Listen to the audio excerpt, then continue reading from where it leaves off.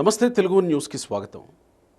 నిన్న కల్వకుంట్ల కవిత తన తండ్రి అయిన కేసీఆర్కి రాసిన 6 పేజీల లేఖ కలకలం సృష్టించిన మాట అందరికీ తెలుసు. ఏమి రాసిందో కూడా అందరికీ తెలుసు. ఆమె కంప్లీట్గా ఫీడ్బ్యాక్ రాసుకొచ్చింది. Positive feedback, negative feedback. సరే, ఏమేమి అంశాలు అందులో చూపించింది అనేది నిన్నటి నుంచి టీవీలన్నీ చెప్తూనే ఉన్నాయి, మనం చూసాం. అయితే దీని మీద విశ్లేషణలు మొట్టమొదటిగా తెలంగాణలో ఉన్న ఏ రాజకీయ పార్టీ నమ్మట్లేదు కవిత ఇలా నెగిటివ్ ఫీడ్బ్యాక్ కేసీఆర్కి రాసింది అని అంటే రకరకాల అనుమానాలు వ్యక్తం చేస్తున్నారు. బండి సంజయ్ ఒక కామెంటు, రఘునందన్ రావు ఒక కామెంటు, కోమటిరెడ్డి వెంకటరెడ్డి ఇంకో కామెంటు, ఇలా రకరకాల నేతలు రకరకాల కామెంట్లు చేస్తూ వస్తున్నారు. ఎవరు నమ్మట్లేదు. ఇది మొదటి పాయింట్. అయితే రెండోది, జర్నలిస్ట్ సర్కిల్స్లో జరుగుతున్నటువంటి చర్చ వేరే ఉంది. ఆంధ్రప్రదేశ్లో షర్మిల లాంటి అవుట్డేటెడ్ స్ట్రాటజీనే కవిత తీసుకుందా అనేటువంటి చర్చ కూడా ఉంది. అయితే ఇక్కడ ఆంధ్రప్రదేశ్లో షర్మిల తీసుకున్న స్ట్రాటజీ అని అనడానికి కూడా పూర్తిగా వీలు లేకుండా పోతుంది. ఎందుకంటే షర్మిల తీసుకున్న స్టాండ్లో దాదాపుగా జగన్మోహన్ రెడ్డి కుటుంబం కేసులు ఎన్సీఎల్టీలో ఇప్పటికీ కేసులు అయ్యి వాళ్ళ ఆస్తులు గొడవలు ఇప్పటికీ ఎన్సీఎల్టీలో పెండింగ్లో ఉన్నాయి. సో దాన్ని ప్రాథమికంగా ఇది స్ట్రాటజీ అనుకున్నా కానీ వన్స్ ఎన్సీఎల్టీ వరకు కేసుల వరకు వెళ్ళి ఆల్రెడీ గిఫ్ట్ డీడ్ ఇచ్చేసినటువంటి ఆస్తులు కూడా మళ్ళీ తిరిగి నాకు ఇచ్చేయండి, ఇప్పుడు వాళ్ళ మీద ప్రేమ లేదు నాకు అని జగన్మోహన్ రెడ్డి అనడంతో అరే ఇది స్ట్రాటజీ కాదేమో షర్మిలది, ఇది వాస్తవమేనేమో అనుకొని నాలుగు ఖర్చుకోవాల్సిన పరిస్థితి వచ్చింది. మరి కవిత విషయంలో కూడా ఇది స్ట్రాటజీయా కాదా? స్ట్రాటజీ అయితే ఇది ఎలాంటి పరిణామాలకు దారితీస్తుంది? కాకపోతే కేసుల వరకు, ఆస్తుల గొడవల వరకు, లేదా బీఆర్ఎస్ పార్టీలో ఓనర్షిప్ల వరకు వెళ్ళే అవకాశం ఉందా? Senior journalist, analyst Durga Kumar గారు ఉన్నారు మనతో. నమస్కారం. నమస్కారం గోపికృష్ణ గారు, మన తెలుగు వన్ వీక్షకులకు. ప్రశ్న ప్రత్యేకంగా అడగాల్సిన అవసరం లేదేమో. నేను అక్కర్లేదు. ఇప్పుడు గోపికృష్ణ గారు మీరు అన్నట్టు కుటుంబాలు, అది తెలంగాణలో కుటుంబం అయినా, ఆంధ్రప్రదేశ్లో కుటుంబం అయినా, బీహార్లో కుటుంబం అయినా ఒకటే ఉంటాయి. కుటుంబాల్లో జరిగే పరిణామాలు, సంఘటనలు. గర్కి కహాని జగన్మోహన్ రెడ్డి. ఇందిరాగాంధీ గారు చాలా పీక్ పొజిషన్లో ఉన్న టైంలో కూడా కోడళ్ళకి సంబంధించిన, మేనకా గాంధీకి సంబంధించిన సామాన్లన్నీ ఇసిరి రోడ్డు మీద పడేస్తే ఆమె సంజయ్ గాంధీ ఫోటో కూడా సామాన్లతో ప్రముఖంగా కనపడేటట్టుగా మీడియా ముందు పెట్టించి జాతీయ స్థాయిలో కూడా ప్రచారం జరిగినాయి. అప్పుడు ఇందిరాగాంధీ గారికి ఎదురే లేదు. Indira is India, India is Indira అని బారు అనే ఒక లీడర్ ఉండేవాడు. ఆయన అలా మాట్లాడాడు. అప్పుడు అంత పేరుండింది. కాబట్టి కుటుంబాల్లో జరిగే పరిణామాలకి కొన్ని బహిరంగంగా కనపడే కారణాలు వేరు, అంతర్గతంగా ఉండే కారణాలు కూడా వేరు. ఇప్పుడు తెలంగాణలో నిజంగా మీరు అన్నారు, మీరు చాలా ప్రముఖంగా కూడా చెప్పారు, కేసీఆర్ గారి కుటుంబంలో ఇప్పుడు ఈ సంఘటన జరిగితే రాజకీయంగా తర్వాత తెలంగాణ సమాజం ఇది నమ్మటానికి సిద్ధంగా లేదు అని. ఎందుకంటే అది గత 2004 నుంచి ఒక ఉద్యమ పార్టీగా, ఉద్యమ కుటుంబంగా ముందుకొచ్చి అసలు ఇంతవరకు పొరపచ్చాలు లేకుండా తెలుగుదేశంలో అయినా ఎన్టీ రామారావు గారితో కుటుంబ సభ్యులు విభేదించిన సందర్భం చూశాం. కానీ బట్ హరీష్ రావు అనేకసార్లు తిరుగుబాటు చేస్తాడని, రాజశేఖర్ రెడ్డి గారిని కలిసిన సందర్భంలో అందుకే కలిశాడని, పార్టీలోంచి విడిబడి వెళ్ళిపోతాడని చెప్పినప్పుడు కూడా ఆయన ఒకటే చెప్పాడు, నా మేనమామని కాదని నేను అసలు బయటికి వెళ్ళే ప్రశ్న లేదు. ఇతర కుటుంబాల్లో ఏం జరిగినాయో మాకు తెలియదు, రాజకీయ కుటుంబాల్లో. మా కుటుంబంలో మాత్రం అటువంటి పరిస్థితి నేను ఎప్పుడూ రానివ్వను. ఒకవేళ కనుక అలాంటి పరిస్థితి వస్తే నేను రాజకీయాల నుంచి వైదొలుగుతానేమో తప్ప మా సొంత మామ మీద తిరుగుబాటు బావుట ఎగడేయనని కూడా ఆయన సందర్భంలో చెప్పాడు. ఇప్పుడు ఇది షర్మిల గారి సంఘటనకి దీనికి కూడా చాలా పోలికలు ఉన్నాయి. నేను ఎప్పుడైతే ఈ లేఖ బయటకు వచ్చిందో నాకు వెంటనే షర్మిల గారి కుటుంబంలో జరిగిన ఘటనే గుర్తొచ్చింది. రెండిటికి చాలా దగ్గర పోలికలు ఉన్నాయని. అదేమో బయటపడింది, ఇది బయటపడలేదు. ఇది కేవలం ఆమె ఒక ఇన్ఫార్మల్గా రాసినట్టు రాసింది, ఒక శ్రేయోభిలాష్గా రాసినట్టుగా రాసింది. ఒక కూతురు తండ్రికి అన్ని విషయాలు చెప్పలేనేమో పూర్తిగా, తండ్రికి ఒక కాంప్రహెన్సివ్ పిక్చర్ ఇవ్వాలి, పార్టీ యాజ్ ఈజ్ పొజిషన్, ఇవాళ పార్టీ పొజిషన్ ఎలా ఉందనేది. అందులో మంచి ఉండొచ్చు, బలాలు ఉన్నాయి, బలహీనతలు ఉన్నాయి. కాబట్టి ఆమె డైరెక్ట్గా చెప్పలేక పని అట్లాని బహిరంగ లేఖ కూడా మేము రాయలేదు. చాలాసార్లు బహిరంగ లేఖలు రాసిన సందర్భాలు మొన్న ఈ మధ్య విజయమ్మ గారు కూడా బహిరంగ లేఖ రాసిన సొంత కుటుంబం వాళ్ళు ముగ్గురు రాసుకున్నారు. ముగ్గురు రాశారు. జగన్మోహన్ రెడ్డి అంశం మీద షర్మిల రాయటం వేరు, సొంత తల్లి రాయటం వేరు. ఇప్పుడు తల్లి కొడుకు లెటర్ రాస్తుందా అంటే అక్కడ కొన్ని వాళ్ళు ప్రైవేట్ అఫేరే కాదు. అక్కడ రాజకీయ రాజశేఖర్ గారి కుటుంబం అనేది 2 తెలుగు రాష్ట్రాల్లో ఇవాళకి కూడా విడబడి 15 ఏళ్ళు 11 ఏళ్ళు దాటిపోయినా రాజశేఖర్ రెడ్డి గారికి కొంతమంది అభిమానులు, కుటుంబ అభిమానులు తెలంగాణలో కూడా ఉన్నారు. కాబట్టి ఆ కుటుంబంలో జరుగుతున్న పరిణామాలని ప్రజలకి అంటే ఆత్మీయులకి తెలియజేయాలన్న ఉద్దేశం మీద ఆమె రాసింది. కొడుక్కి డైరెక్ట్గా చెప్పొచ్చు, కానీ మిగిలిన వాళ్ళకి చాలా సందేహాలు మిగిలిపోతాయి. అలాగే ఇప్పుడు పార్టీలో కేసీఆర్ గారికి వచ్చి డైరెక్ట్గా వాళ్ళ ఎమ్మెల్యేలకి, ఎంపీలకు కూడా మీతో యాక్సెస్ దొరకటం లేదనే భావన వ్యక్తం చేస్తున్నారని కూడా ఆమె చెప్పింది. అలాంటప్పుడు కూతురుగా ఉండి తను ఇంత ముఖ్యమైన విషయాల్ని తండ్రి దగ్గరికి తీసుకెళ్లాలని ఒక తపన కూడా ఉండవచ్చు. మనమేం దాన్ని పూర్తిగా తప్పు అనడానికి వీల్లేదు. ఎందుకంటే గతంలో కేసీఆర్ గారు తెలంగాణలో తిరిగిన దీనికి రాజకీయ పర్యటనలు చాలా విస్తారంగా జరిగాయి. అందరినీ కలిసేవాడు. అప్పటి పరిస్థితి నాకు ఎట్లా గుర్తొస్తుందంటే 1982లో ఎన్టీ రామారావు గారు గుర్తొస్తాడు. ఎన్టీ రామారావు గారిని కలవటానికి ఏమీ ఫార్మాలిటీస్ అక్కర్లేదు. ఎక్కడన్నా బఫేల దగ్గర కూడా ఎవరైనా కూడా పక్కకెళ్ళి మాట్లాడేసే విషయం ఉంటుంది. ఆయన కూడా వినేవాడు. అట్లా కేసీఆర్ అప్పుడు ఉండేవాడు. కానీ ఇప్పుడు ఆ పరిస్థితి కాదు. ఒకటి ఆయన వయసు రీత్యా, రెండోది కొంత అనారోగ్యం పాలవటం, తర్వాత అధికారం కోల్పోయిన తర్వాత పదే రావాల్సిన అవసరం లేకపోవటం, ఆయన ఫామ్ హౌస్కి పరిమితం అవటం, దీని మూలాన కూడా పెద్ద వాళ్ళకే యాక్సెస్ దొరకటం లేదని కూడా చెప్తుంది ఆమె. అందువల్ల కూతురుగా తను ఇది రాసిందా అనిపించింది. సరే, ఎందుకు రాసినప్పటికీ కూడా కొన్ని అంతర్గతమైన అంశాలు కూడా ఇమిడున్నాయి అనేది నా వ్యక్తిగతంగా అభిప్రాయపడుతున్నా. గతంలో ఢిల్లీ లిక్కర్ స్కామ్ తర్వాత కేసీఆర్ గారి కుటుంబంలోనూ పార్టీలోనూ ఒక పెద్ద దుమారమే రేగింది. బయటకు వాళ్ళు తమాయించుకున్నారే తప్ప అంతర్గతంగా జరిగిన దుమారమే ఒక రకంగా పార్టీ ఓటమికి కూడా దారితీసిందని కూడా మనం చెప్పొచ్చు.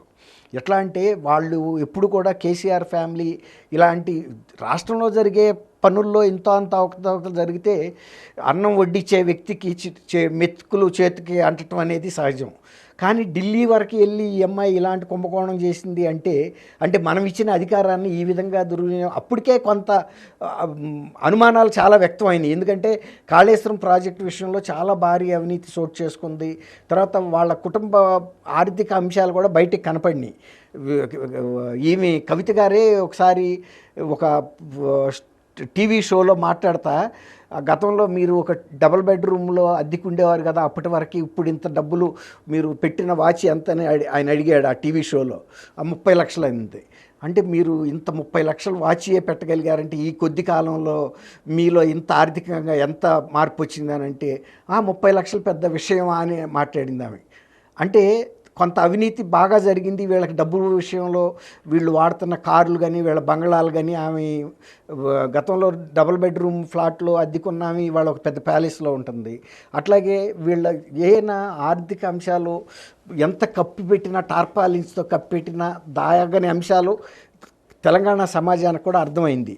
సరే, అక్కడ కూడా వాళ్ళు పెద్దగా రియాక్ట్ అవ్వలా, జరిగింది అనుకున్నారు. కానీ ఢిల్లీ లిక్కర్ తర్వాత కుటుంబంలో కూడా ఈమెను దూరంగా పెట్టడం మొదలుపెట్టారనేది బయటకు వచ్చింది. అంత క్షోభపడింది ఆమె. ఏదైనా తట్టుకోవచ్చు, కానీ కుటుంబ ప్రేమకు దూరం అవుతే తట్టుకోవటం కష్టం. ఆమె కొంత అది పార్టీలో కూడా అంతకుముందు ఆమె నేనే ఈ పండగ ఏంటంటే బతుకమ్మ జాగృతి పెట్టి తను చాలా తల్లో నాలుగులాగా దూసుకెళ్ళిపోయిన వ్యక్తి ఇవాళ పార్టీలో దూరం అయిపోయింది. ఏ వేదికల మీద ఆమెకి ప్రాధాన్యత లేదు. తర్వాత అసలు ఆమె బయటకు రావాలంటే ఆమె సిగ్గుపడే పరిస్థితి వచ్చింది. దాని వలన కేసీఆర్ గారు కూడా గతంలో అంత ఉధృతంగా అవినీతి మీదో ఇతరుల మీదో చేస్తే నీ కూతురు సంగతి ఏంటని ప్రశ్నించే సందర్భం వచ్చినప్పుడు కేసీఆర్ కూడా ఒక అడుగు వెనక వేయాల్సిన పరిస్థితి ఎదుర్కొన్నారు. అందుకే పార్టీ ఆవిర్భావ సభలో మాట్లాడలేదా?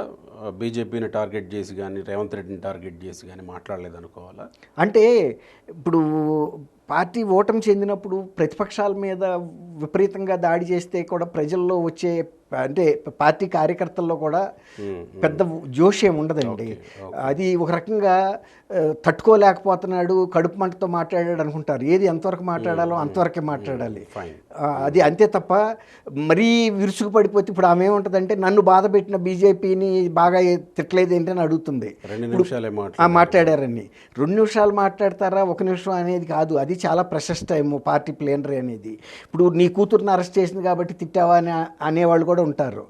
రాజకీయంగా ఎంతవరకు మాట్లాడాలో ఏ వేదిక మీద ఎంత ఉపయోగించుకోవాలో తెలవాలి, కానీ అంత స్ట్రాటజీ తెలియని వ్యక్తి కేసీఆర్ అయితే కాదు. ఆమె కూడా చెప్పింది. అంటే మీరు ఇప్పటిదాకా మాట్లాడిన దాన్ని బట్టి నేను ఒక అభిప్రాయానికి వస్తున్నా. అంటే ఇది స్ట్రాటజీ కాదు, ఇది నిజంగానే ఫ్యామిలీలో ఉన్న అంతర్గత విషయాల వల్లనే కవిత ఇలా రాసి ఉండవచ్చు అనేది మీ అభిప్రాయమా? ఇప్పుడు ఇలా స్ట్రాటజీలు చేసి తెలంగాణ సమాజాన్ని దృష్టి మళ్లించగలుగుతారని ఎవరన్నా అనుకుంటారండి? అనుకోలేమా? ఖచ్చితంగా అనుకోలేము. ఎందుకంటే నేను తెలంగాణలో 79 నుంచి పనిచేశా. నా 79 నుంచి నా 95% ఆఫ్ ద జర్నలిస్టిక్ కెరీర్ తెలంగాణలోను, కోర్ తెలంగాణ ఏరియాలో చేశాను నేను. వరంగల్లో, కరీంనగర్ లాంటి ప్లేసెస్, హైదరాబాదు. తెలంగాణ సమాజం అంత ఈజీగా మోసపోతుంది. వాళ్ళు ప్రతిదీ దాంట్లో ఉన్న నిజాలు అబద్ధాలని వాళ్ళు బెరీ చేసి చూసుకునే సమాజం. ఎప్పుడైతే ఢిల్లీ, ఇంతకుముందు చెప్పాను మీకు, ఢిల్లీ లిక్కర్ స్కామ్ వచ్చేరాక బీఆర్ఎస్ పట్ల, కేసీఆర్ పట్ల తెలంగాణ ప్రజల దృక్పథం వేరే ఉంది. ఆ తర్వాత చాలా మార్పు వచ్చింది. ఎందుకంటే వాళ్ళు నమ్మారు, ఖచ్చితంగా నమ్మారు, వీళ్ళు మనం ఇచ్చిన అధికారాన్ని దుర్వినియోగం చేసుకుని స్వప్రయోజనాలు, ఆస్తి సంపాదనకు ఉపయోగించుకున్నారనే అంశం వాళ్ళకి గట్టిగా పడింది. దాన్ని కవరప్ చేసుకోవడానికి కేసీఆర్ గారు వాళ్ళు సంయమనం పాటించారు తప్ప దాని మీద ఎక్కువ స్ట్రెస్ చేసి కూడా వాళ్ళు చేయలేదు. ఓ రకంగా కవితని దూరంగా కూడా పెట్టారు. ఈవెన్ లోన ఎంత ప్రేమగా కూతురు మీద ప్రేమ ఉన్నా సరే కేసీఆర్ గారు కూడా దాన్ని కూడా పక్కకు పెట్టి ఒక గౌరవప్రదమైన డిస్టెన్స్ని మెయింటైన్ చేశాడు ఆయన. ఎందుకంటే మాటికి కవిత ఇక్కడికి రావటం కానీ, ఆయన కూతురు అయినందువల్ల బాగా దగ్గరికి తీయటం వల్ల కానీ ఇందులో ఈయన మద్దతు కూడా ఉందనుకుంటారనే ఉద్దేశం మీద కొంత దూరంగా పెట్టాడు. అది ఒక రకంగా రాజకీయంగా చతురతతోనే వ్యవహరించాడు. ఈమె ఇప్పుడు ఈ రాసిన లెటరు పార్టీలో బలాబలాలని చెప్పటానికి రాసిందే, ఒక రకంగా ఒక యాదృచ్ఛికంగా లీక్ అయిందా, ఆమె చేసిందా అనేది మనం ఇప్పుడే ఏం చెప్పలేమండి. ఇప్పుడు ఆమె కేసీఆర్ లాంటి దురంధరుడి మీద తండ్రి బలం ఏంటో ఆమెకు తెలుసు. ఆయన మీద కాలు దూవుతుందని అయితే నేను అనుకోలేము. ఇప్పుడు జగన్మోహన్ రెడ్డి వేరు, కేసీఆర్ వేరు. కేసీఆర్ ఎటువంటి సిచ్యువేషన్లో ఒక నెట్ట నిలువుగా సముద్రంలో కిందకి పంపించేస్తే కూడా మళ్ళీ ఇంకొక వైపు నుంచి రాగలిగినంత శక్తి ఇప్పటికీ ఆయనకు ఉంది. అలాంటి వ్యక్తి మీద కవిత చాలా చిన్న పిల్ల, అంటే అంత రాజకీయ వ్యూహంతో ఎదుర్కొంటుందని అయితే ఇప్పుడు కాదు, నేను ఇప్పటికి కూడా నమ్మను. అంటే ఇప్పుడు మరి ఫ్యామిలీ కలిసి ఆడుతున్న డ్రామానే అంటారా ఇదంతా? నేనైతే వ్యక్తిగతంగా అనుకుంటుంది ఏంటంటే, ఇప్పుడు ఆమెకి కొంత డిస్టెన్స్ అయితే తండ్రితో పెరిగిందండి.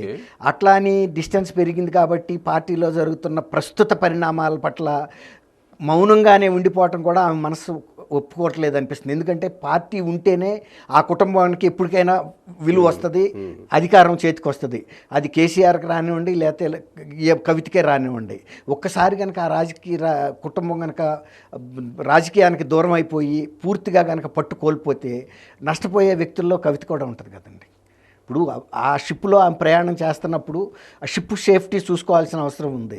కాబట్టి ఆ దృక్పథంతోనే రాసింది. కానీ అయితే ఒకవేళ కనుక నిజంగా ఆమె బలహీనతల్ని చూపించి పార్టీని బలహీనపరచాలంటే పాజిటివ్ విషయాల గురించి రాయాల్సిన అవసరం లేదు కదండి.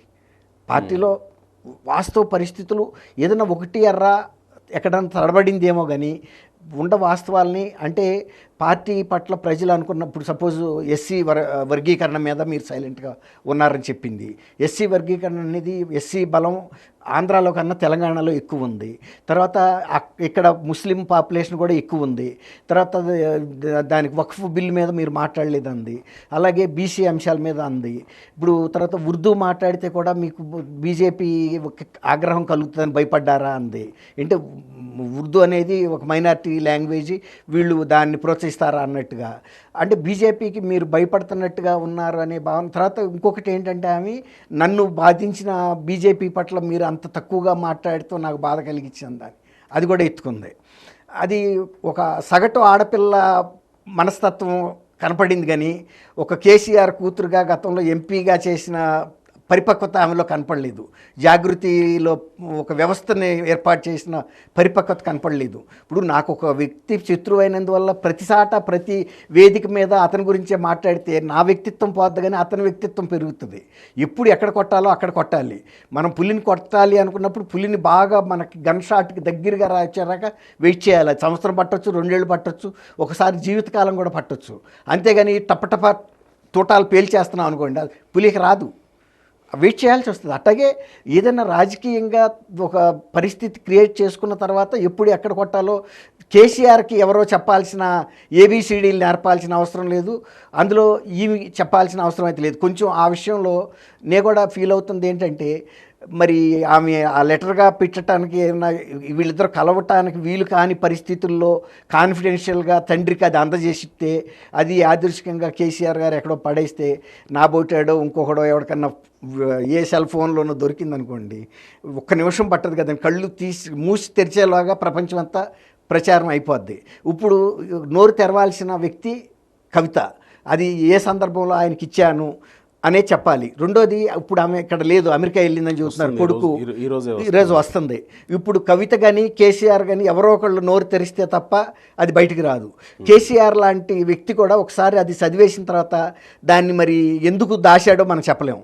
ఒకవేళ నిజంగా కనుక కేసీఆర్కి అందిందో లేదో, అదే అంటున్నా, అందిందా లేదా, అందితే వెంటనే ఫర్ యువర్ రైస్ అన్నట్టు ఆయన చూడగానే దాన్ని చింపి అవతలే చేయాలి. మనసులో అయితే రికార్డ్ అయిపోద్ది కదా, ఆమె ఏం చెప్పదలుచుకుందో, ఎందుకు చెప్పదలుచుకుందో, దాని వెనకాల ఉద్దేశాలు ఏంటి, మంచి ఉద్దేశంతో రాసిందా లేకపోతే రాజకీయం చేయడానికి రాసిందా అనేది కుటుంబం లోపల జరిగిన దీన్ని మనం ఏమి ఇవాళ ఊహాత్మకంగా అయితే మనం చెప్పడం తగదనిపిస్తుంది నాకు. సో దీని పరిణామాలు ఎలా ఉండబోతాయి అనుకోవడానికి కూడా మనం వాళ్ళిద్దరి కోసం వేచి చూడాల్సిందేనా? అంతేగా, ఇప్పుడు పరిణామాలు అవి వాస్తవ పరిస్థితులే తప్ప కల్పిత పరిస్థితులు అయితే కాదు. ఓకే, ఇది వాస్తవమే.